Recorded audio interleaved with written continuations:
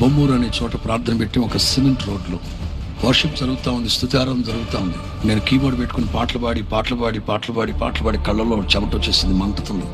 కళ్ళు ఇలా రుద్దుకుంటూ చూస్తే ఒక ఆవిడ ఇక్కడికి వచ్చి పాస్టర్ గారు అంటుంది. గట్టిగా కోపడ్డా. స్తుతి ఆరాధన జరుగుతుంటే నన్ను పిలుస్తావేంటమ్మా? యేసు ప్రభు గాయపడిన హస్తంతో ముట్టమని ప్రభువుని అడిగాడు.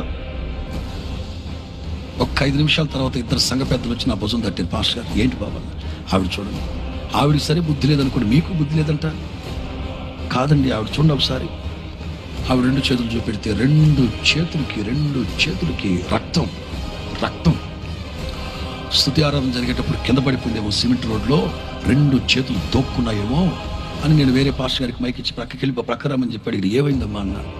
పాస్టర్ గారు, స్తుతి ఆరాధన చేసేటప్పుడు మీరు అన్నారు కదా, ప్రభువా మీ గాయపడిన హస్తంతో నన్ను ముట్టండి, మీ గాయపడిన హస్తంతో నన్ను ముట్టండి ప్రభువా అని అడగమన్నారు కదా. విరిగి నలిగిన పశ్చాత్తాప హృదయంతో నేను అడిగాను. అలా నేను ప్రార్థన చేస్తున్నప్పుడు ఎవరో నన్ను దాటి వెళ్తున్నా 2 అరచేతుల్లో 2 చేతులు పెట్టి వెళ్ళిపోయారు. నేను ప్రభువుని ముట్టమంటే ఎవరు పనికిమాలినాడు, ఎవరో ముట్టినట్టున్నాడు అనుకుని కళ్ళు తెరిచి చూస్తే ఎవ్వరు లేరు. మరి ఎవరు ముట్టారని చేతులు చూసుకుంటున్నా 2 చేతులు రక్తం.